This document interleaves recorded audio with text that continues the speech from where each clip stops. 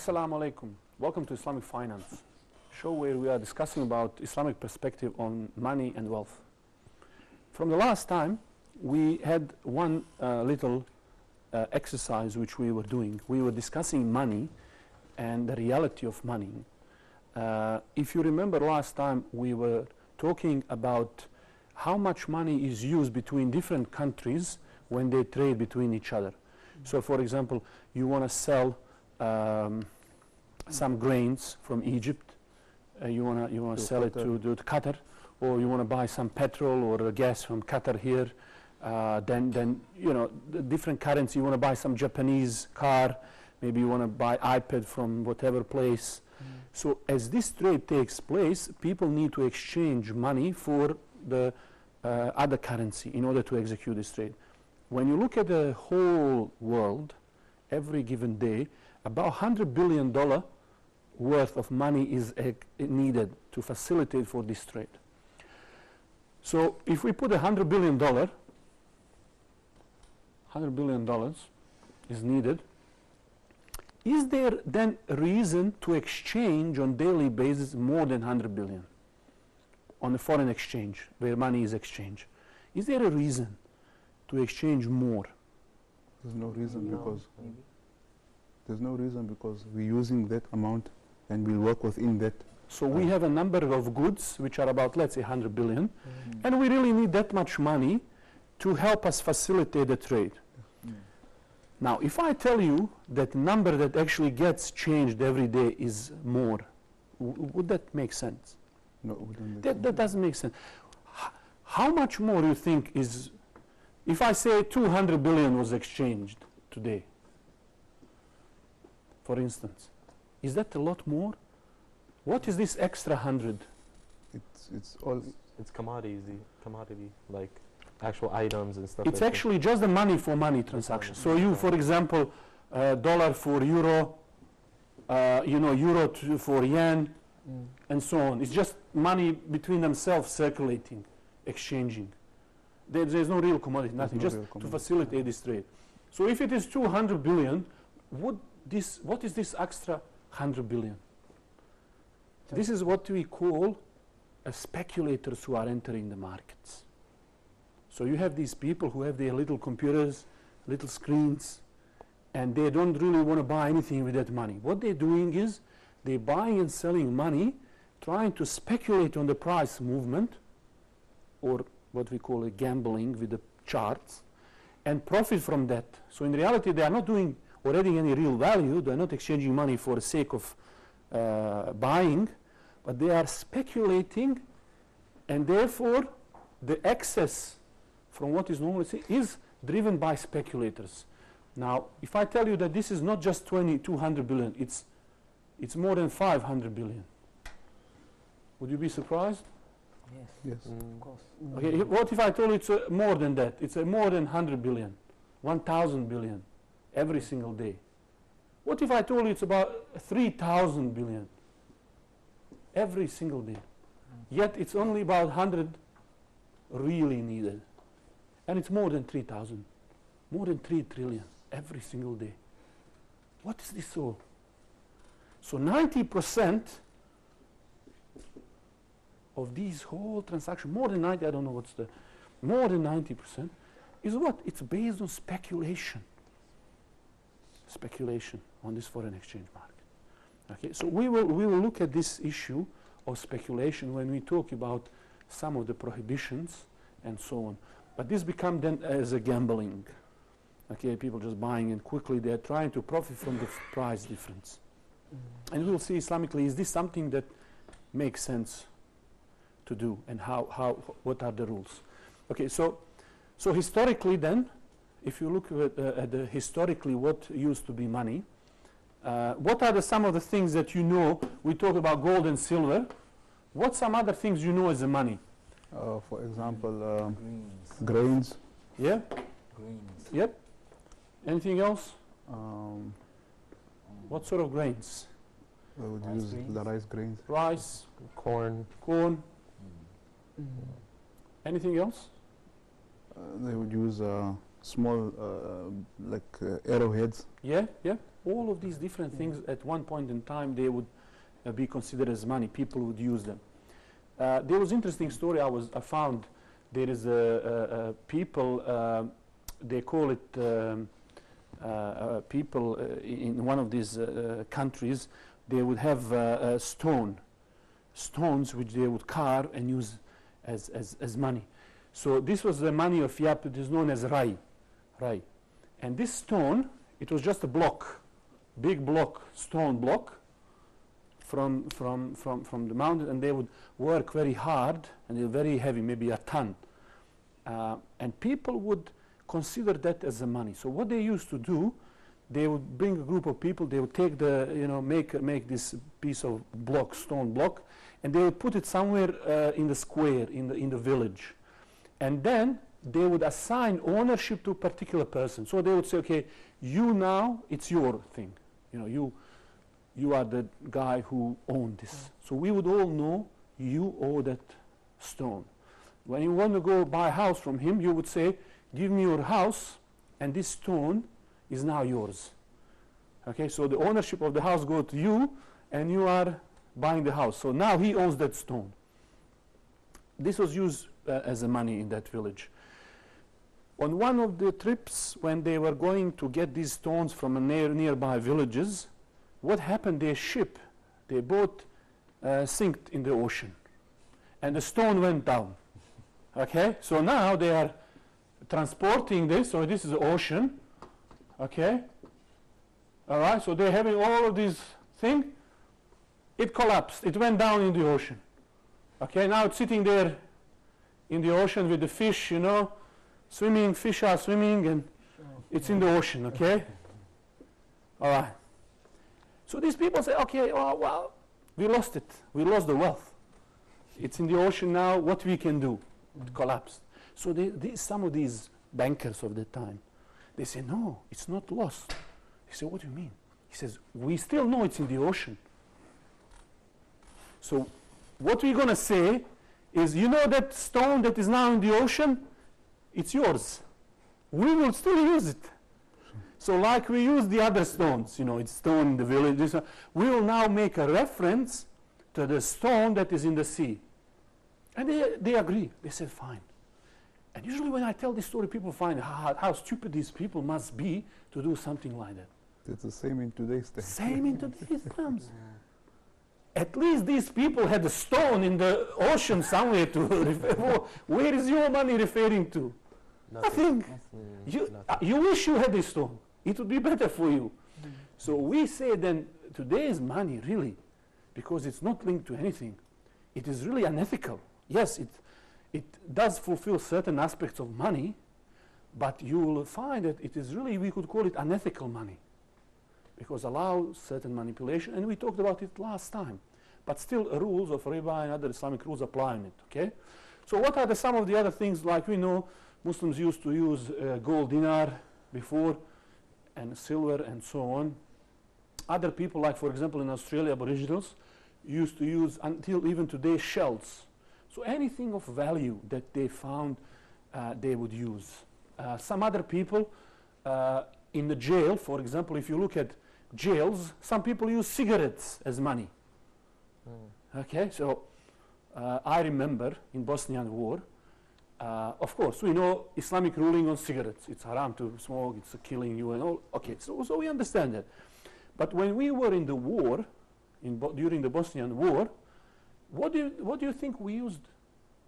Unfortunately, most of the goods that we used to buy, you had to have cigarettes. So even if you don't smoke, you consider it haram.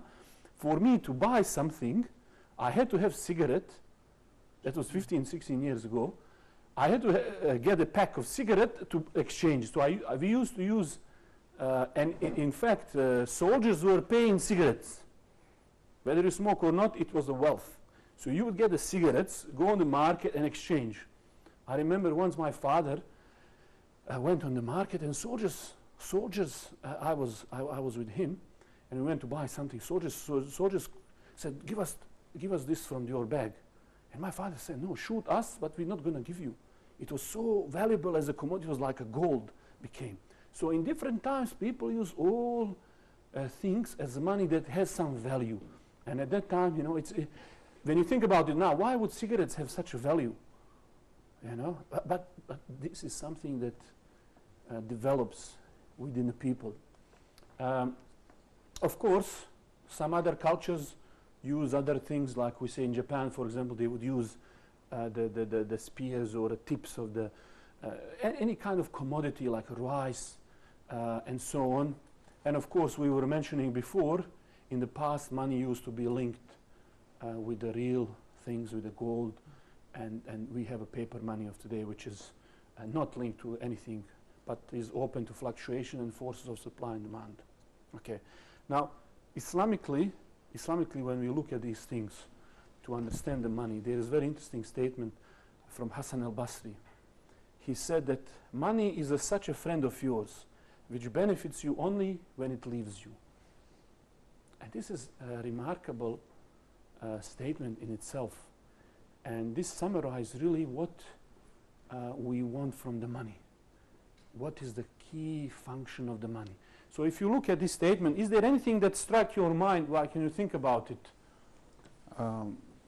There was a story I remember in the time of the Abbasid Khilafat, when they caught one of the kings towards the ending, and they kept him with his money, and they said to him, "You liked your gold, so eat it," you know.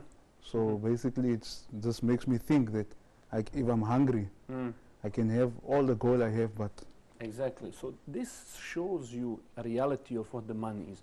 And we said in Islam, to benefit from money, you must convert it to something that is useful in itself, and then benefit. So money, in fact, really to benefit it, you have to spend it. So when you spend it only, do you get any benefit?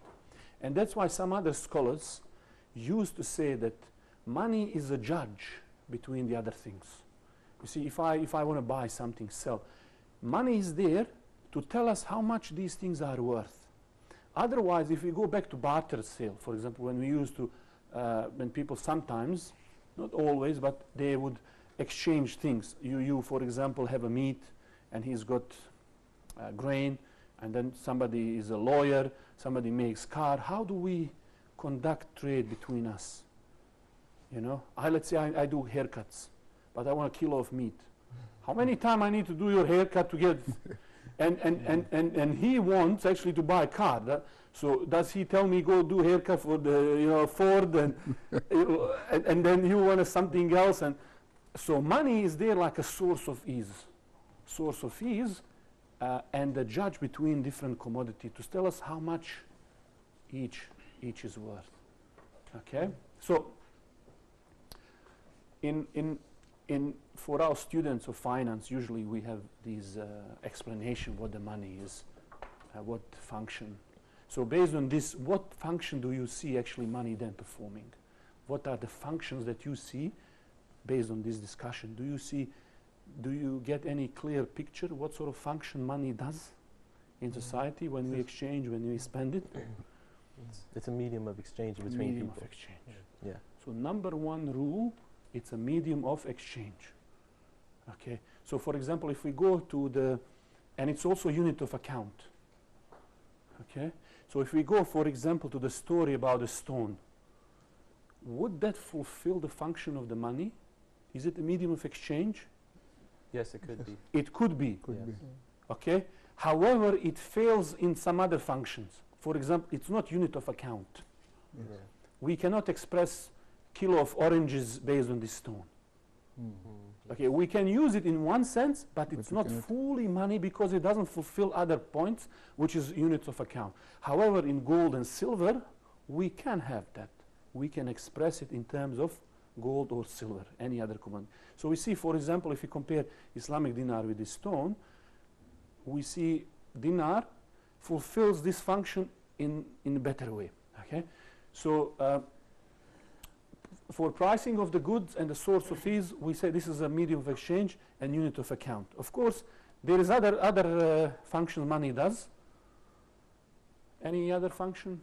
So it is helping us buy and sell, judge commodities, so we know how much commodities are worth. It also has a value to itself. it has a value. Yeah. So what we saw this, it is also a measure of value then. Measure. So what does that mean? How does that mean measure of value? That Because Can buy something with the money. Right. You can buy something, and it is, as we say today, there is certain trust associated with the money, specifically when we go to these precious commodities. yes, yeah, like how much of this equals how much of this, Yep. basically, right? Yeah. So that is also third one. It also measure and store this value. So, for example, why is this important that this also be something that stores the value?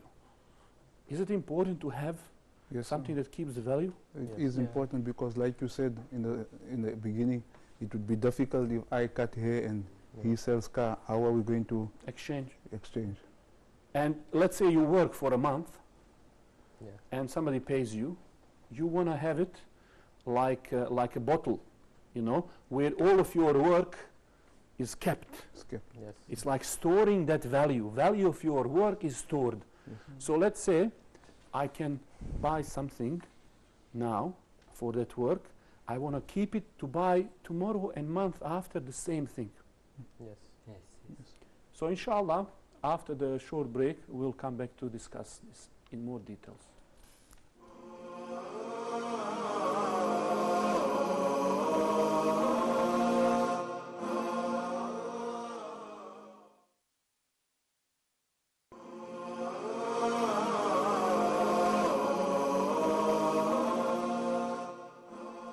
Welcome back. In this part, we are talking about function of money. So just before the break, we were discussing one of the key features of money beside being a medium of exchange, a unit of account, is also its store of value. So if you work for a month and let's say you can buy a car for that amount of money that you earn, you want to be able to keep that Storage. stored somewhere. So maybe in 2 years, whenever you want to buy again the same car, you can do that same. Yes. Exactly. Now, is that possible with today's dollar? What do you think? Today money. No, because there's always inflation involved with it. So And what is inflation? What did we say is inflation? it's something that's actually not there, and you're Mhm. actually decreasing the value by increasing it. Mhm. You know? Increasing supply of money, Decreasing supply. which is not linked to anything real. Yeah. Therefore, you are polluting the value. The value Yes. of what was. Yeah. So what you originally have. Yes. All right. Now, what happens then with if you today have $100 in your pocket with inflation, and let's say you can buy, like they say, I don't know, maybe you can buy. Let's say you have $1,000, and today you can buy maybe computer, laptop. Yeah. Okay. What will happen with that money in 2 years' time? Will you be able to buy the same laptop? No. No. Maybe you can buy half of the laptop Half of the tomorrow laptop. Yeah. in Yes. few, and then maybe in 5 years, maybe you can buy a mouse. Yeah. You know, so in reality, what's happening? It's decreasing. Decreasing. Reducing. Is it means the inflation is kind of riba in?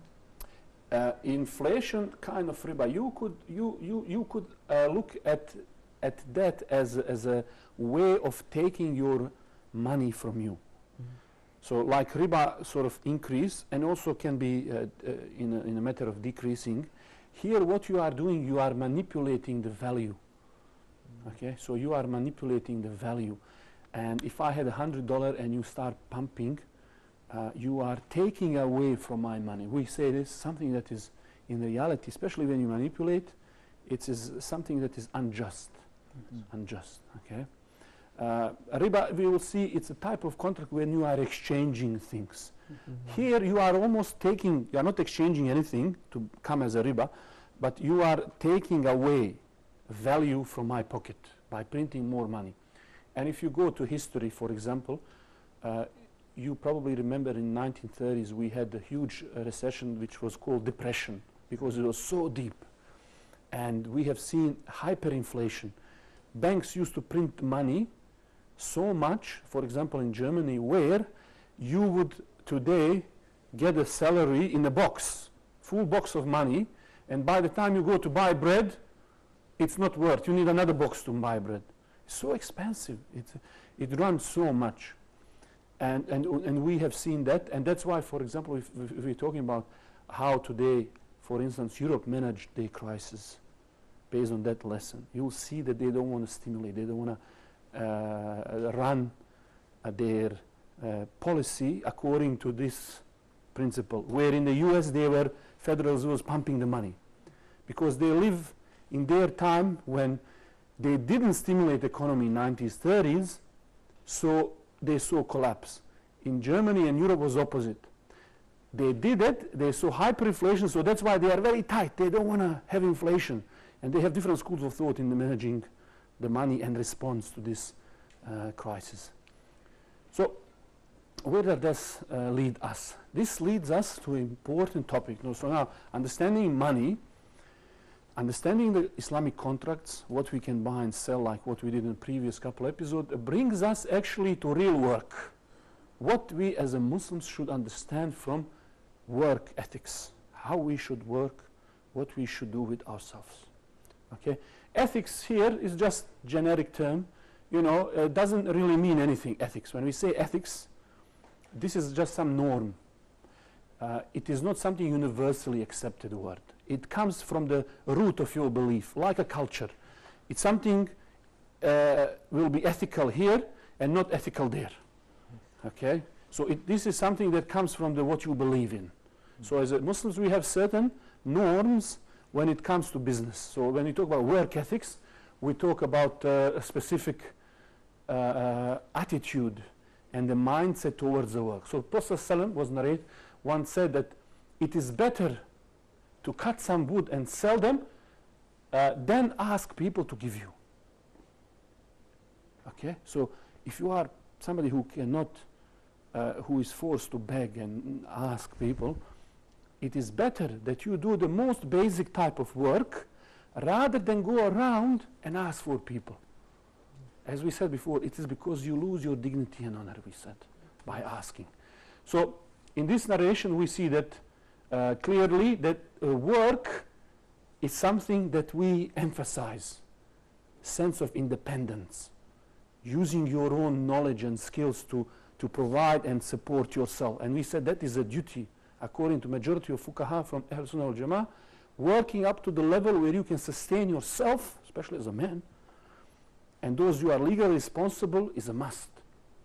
Okay, so if you can do even the basic job, you must take that job. Okay, so when we go to the next one, we see that clearly. If you open a book of business transaction, Sahih Bukhari, it is a chapter that comes after fasting. So Kitab al-Buyu, it comes after fast, itikaf. Many, you know, it's lots of hints in these matters from imams, from shuyukh, from the scholars. They give us in these matters. Now, there is very interesting to see the first couple of narrations in this collection. What do they address? So first they come after this fasting section, really to tell us, okay, you fasted, you everything, and how? You have to go work. It is something that is normal part of life. In fact, when we talk about opposite effect, Prophet ﷺ said, those who beg will meet Allah without no piece of flesh on their face. Imagine that. If you ask for people and you can do something about your situation, yet you choose to ask them, you will go on the day of judgment without a face. And this is a huge threat. Losing yourself, your dignity, is something that we don't want to see with Muslims. So if you go also in another narration, the Prophet ﷺ said that upper hand is better than the lower hand. Upper hand is what is upper hand? It's hand that is giving. God is giving. That is giving. All right? And the lower hand is one? Taking. Accepting. So when is it acceptable to take is when you really need. You are in a debt, catastrophe. You can't help yourself. Then you are allowed to do that. If you are not, then you are not allowed, and the upper hand is better than the lower hand. Therefore, active lifestyle is encouraged. Now this is, we said, the first narrations in Sahih Bukhari are very interesting. And we know the story of Abdurrahman ibn Auf. He came as a migrant to Medina. What was he offered? You remember this hadith? Yeah. Yes. What was he offered? A wife and half of the Half of well, Okay, so by who? By somebody very rich. Yes? Yeah. yes, So what would most of people do in this situation? accept it immediately. Thank you very much. Thank you. You know, imagine somebody is a millionaire. He's got $10 million. And you come as a migrant. And he says, here, take my 5 million. Very difficult to resist. Now, if he accepted this money, and we know Abdurrahman was capable, smart, talented, clever, businessman, entrepreneur, leader, all of these qualities.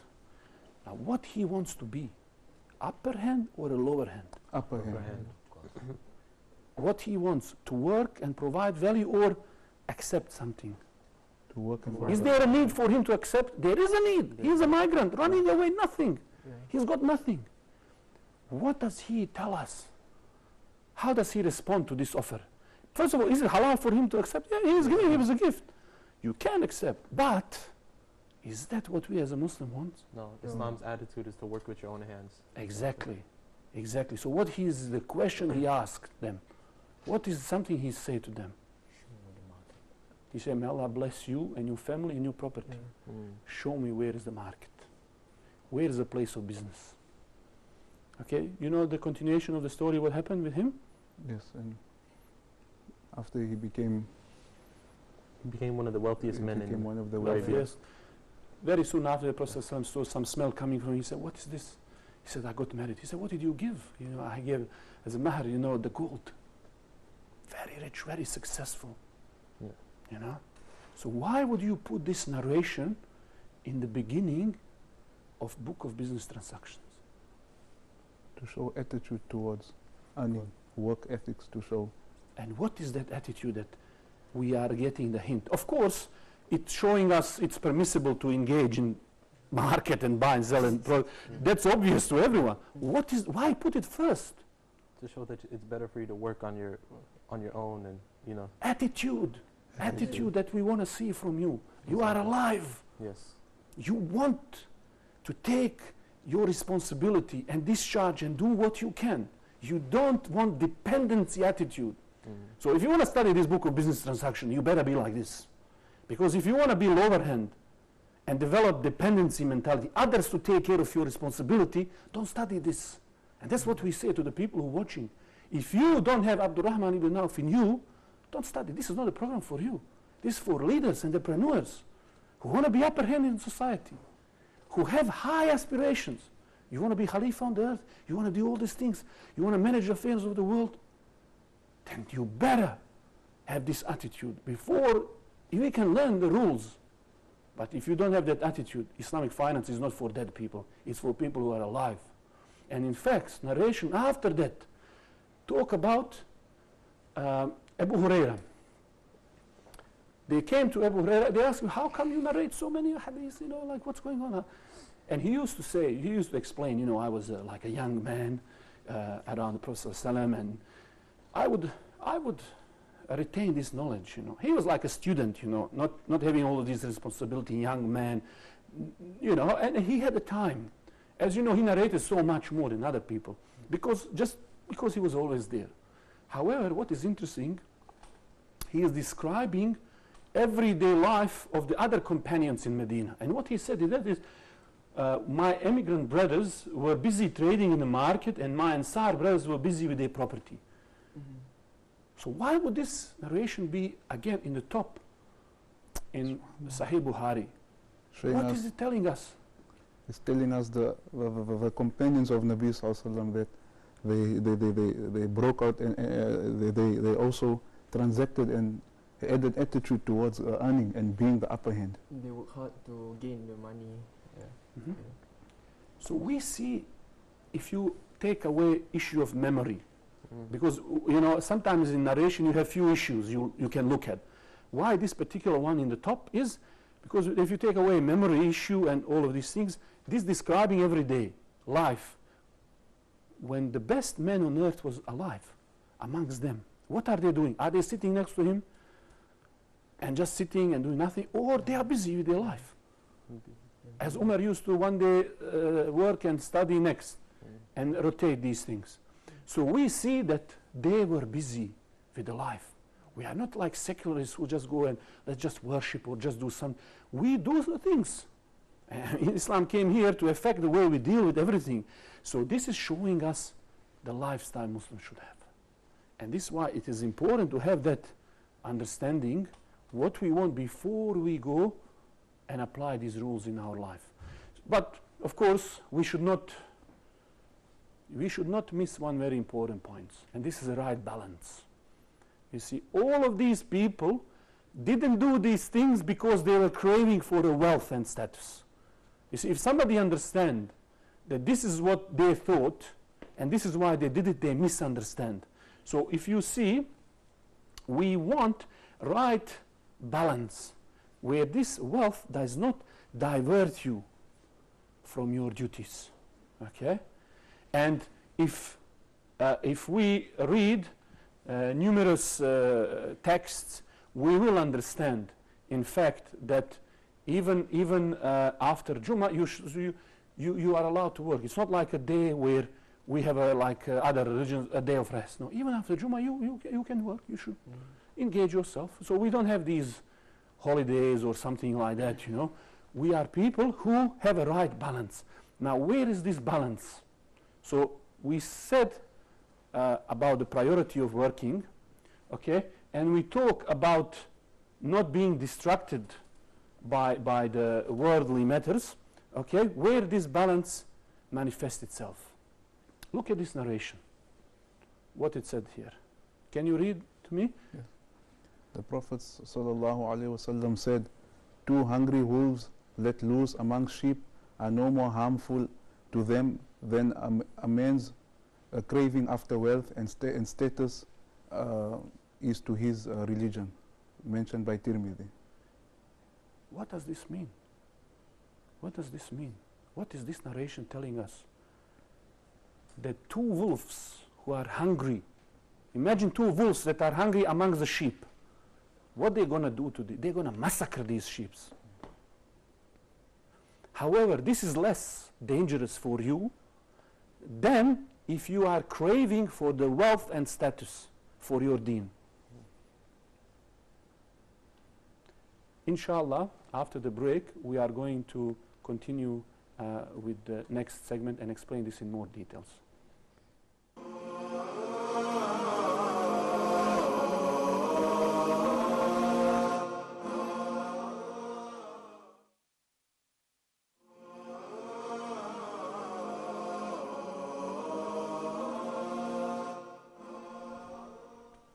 Welcome back. We are discussing about some of the Muslims' attitude and Islamic perspective on wealth and status and related matters. So just before the break, we were discussing about narration where Prophet ﷺ said that 2 hungry wolves let loose among the sheep are less damaging than someone who is craving, wants money, to earn money, want to have position, status. Okay? So this craving for wealth and money damage your religion, your deen, more than a damage these wolves can do. Hungry wolves, not 1, 2 to the sheep, defenseless sheep. Why is that? Why is that more dangerous? Because greed can always, you know, it just increases, you know. Greed just increases. How does it just increase? Because it increases when a person has love for this worldly life, and he just wants to accumulate, and without worrying that how he accumulates. So in effect, we could say that these hungry wolves, they will get full after a while. How many sheep they can eat? 1 each, 2 each, okay. Eventually they will stop. Halas, full, no more. And they will eat normally up to the level where they're satisfied. Now I'm happy. Then I go sleep. Tomorrow I come. So there will be some limit. But the man who craves, wants this, drives this, never stops, never satisfied. He goes and pursues it and fight it, cheats, lies, whatever, until he gets it. And he will never be satisfied what he gets. So that's why he will compromise, do things, and this will lead him to the destruction. So when we're talking about being busy, working, upper hand, we are not talking for the sake of craving and doing things, but you have some other higher objectives, what you are trying to do, what you're trying to fulfill, but you are not craving, you're not doing it for the sake of it. You're trying to be upper hand. Why? Because you're Muslim, you want to do something in society, be helpful, and we understand that profit in reality and doing good things is something that is a reflection of the benefits you are giving into society. Because in reality is that these people who are willing then to compromise, you know, their religion and they don't care, what happens with them at the end? They destroy even those around themselves. So with regards to the greed, the Prophet ﷺ warned, beware of greed. Indeed, greed destroys those who came before you. It commanded them to be miserly, so they were miserly. It commanded them to break the family ties, so they broke family ties. And it commanded them to commit evil, so they committed evil. So this is what this greed for these things drives person to huge problems. And this is what we see, for example, now in financial markets. Combine the greeds in a system that doesn't have any prohibition, no brakes. This is a system, you have a strong car, but no steering wheel, no brakes. And you just driving. So when you have a crash, then they say, okay, how does this happen? You know. So we say Islam is the way of life, does not just look at the walls of the mosque. And we have seen the similar story, and we talk about the people of Shuaib when they were comparing, and they said, how does your prayer command us to do whatever we want with our wealth? You know, and we saw that people generally tend to say, please separate your Islam from our business. You know, where we make money and do business is our job. Don't give us these Islamic rules, how we make money, what we do with money. We want to be independent. So this is not right attitude. Okay, and therefore we saw, for example, the Umar used to manage these markets to make sure that people know these rules and understand things before they, and he used to say, whoever does not have understanding of rules of Islam should not deal in our markets. So why are we recording this episode? Why are we talking about Islamic finance? In fact, if you don't know fiqh of finance, muamalat, these sorts of things, how to handle transactions, if you are now, go back in time, if you are there with the early Muslims, you would not be able to buy and sell. Why did he say that? Because eventually, if you don't understand these rules, you will be engaged in prohibited transactions. Now, today, when you look at the world, especially what is going on with the banks, people see more and more this greed, this craving for money and wealth is destroying, and we see that in the conventional banks. For example, just last year, we see in the news, for example, there was a Standard Chartered bank accused of laundering $250 billion. $250 billion laundering.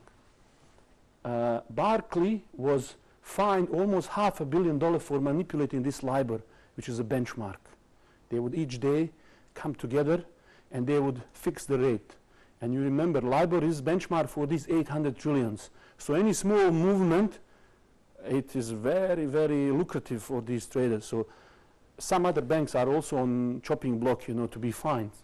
Then you have HSBC laundering money for many, many different things. They were also JP Morgan. They were involved in some transaction. This guy called Whale lost billions of dollars in speculative deals. And more you see these people. Every day we have new example of these speculative transactions where people risk so much in hope that they get something that they destroy people around themselves. Swiss banks were also charged for evading tax evasions. We said before, Goldman Sachs selling these CDOs were also fined. So we see all of these things.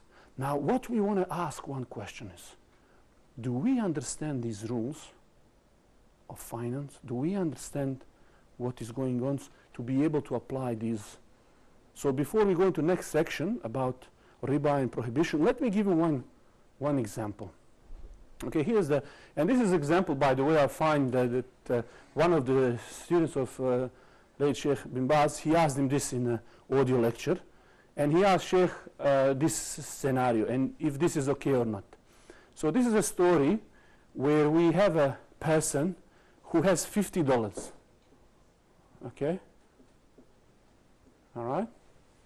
So we have somebody run the maybe shop or taxi driver or somebody. He's got now $50 notes.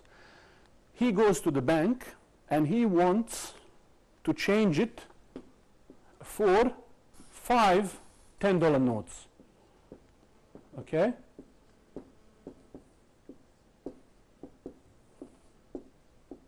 Okay? So he wants this money to exchange because he runs the shop. He needs to give a change. Now he goes to the bank and banker says, look, I only have 2. I can give you 2 today and you come, I'll give you the rest tomorrow. Leave it with me as a loan. Is this, what do you think? Is this Islamically No. acceptable transaction or not? No. Acceptable. Hmm? No. What do you think? What's your thinking? If he agrees and maybe if they work out a contract or something, Right? So you think if he agrees, it could be acceptable. it could be acceptable. Okay, what do you say? No, because the cost of inflation now and on this day. Let's forget inflation. Let's say there is no inflation, we live in perfect world and birds are singing and it's beautiful outside. Still, would that be okay or not? I think it would be. Yeah? All right. So this is interesting transaction. You see, we have to always know clearly these things. Where does the riba apply? Okay, as you will see, there is a problems with these transactions. Okay, we mentioned before a simple rule, and that is like for like, equal for equal, hand to hand. This is a rule. Like for like, tick. It's like for like, dollar for dollar. Equal for equal. 50 is equal to 50. 50 is 50. But is it hand to hand? No. No, it's not. It's not. So this is delayed. So you will see in reality, this is creating some delay here, which we have a name, technical name for this. This is what is being increased here. Time, or there is a delay. This is what we call riba and asiya. You'll see how does that riba work in this case. All right?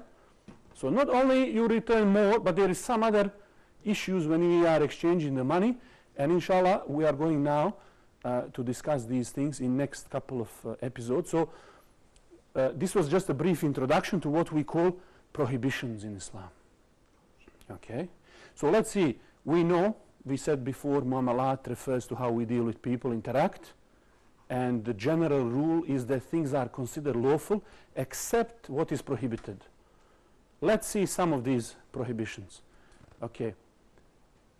In the language, when we say riba, this is by the way one of the big topic. When we say riba, what we mean by language? Riba? An increase. Increase. Okay. So there is some sort of indication that in Sharia, when we say riba, it has a bit more deeper meaning, which you can see here, and that refers to unlawful increase. So that means also there could be some increase that is lawful, yeah? Yes. Yes. So there could be 2 types of increase, which is lawful and unlawful. However, when we go to English translation, okay, usually we translate this with 2 words. One is interest, so riba. Riba in English is sometimes translated as interest, and sometimes as what? Ashari. Usury. Okay. All right. Now, what do we know about these words? Interest or usury. What is the right translation of riba in English, for example? Interest. Hmm? Interest. Interest? Yes. Why? Because when we give money Yep. and we get it back Yep. with a little increase in the There is money. little increase. Yes. Okay. What is usury then? Usually be something like a bribe, like So, not really, not really. it would be something like money that you did not earn. Well, I see what you say. You associate this word with some bad meaning. Yes. And you are not alone, by the way. If you see now, go to the bank, what are they going to advertise? If they say 5%, what? What they're going to say? How they're going to call this 5%? 5% interest. Interest. Interest. Okay? Have you ever seen bank advertise 5% usury rates? No. No. So they're purposely choosing a specific word. Why is that? To manipulate the meaning. Okay, so what is it, the meaning that they are manipulating? When you say to the Christian or common person on the street, when you say interest or usury, what is the difference in the feeling they have? So interest is almost as if a feeling is their money is increasing. Yeah. It's like, okay, everybody is interested in their interest. It's a nice word, So you know? There's nothing wrong with this word. In fact, if you see how we are manipulated, this is who manipulated our great-great-great-grandfather with changing some words and telling him something that is not. Iblis, Shaitan, he used to manipulate the words. If you just do this, you will be like this and that. This is like insurance policy that he sold. If you just do this, you'll be like angels, immortal, all of these things. So he was telling him something, giving the meaning that is not real meaning. Yes. He was changing the words and what is the meaning. So here we have similar situation where even in Christianity where riba was prohibited, they actually put certain tricks how to make it halal for themselves. So inshallah, in the next episode, we will continue our discussion on the riba and other prohibition. Assalamu alaikum.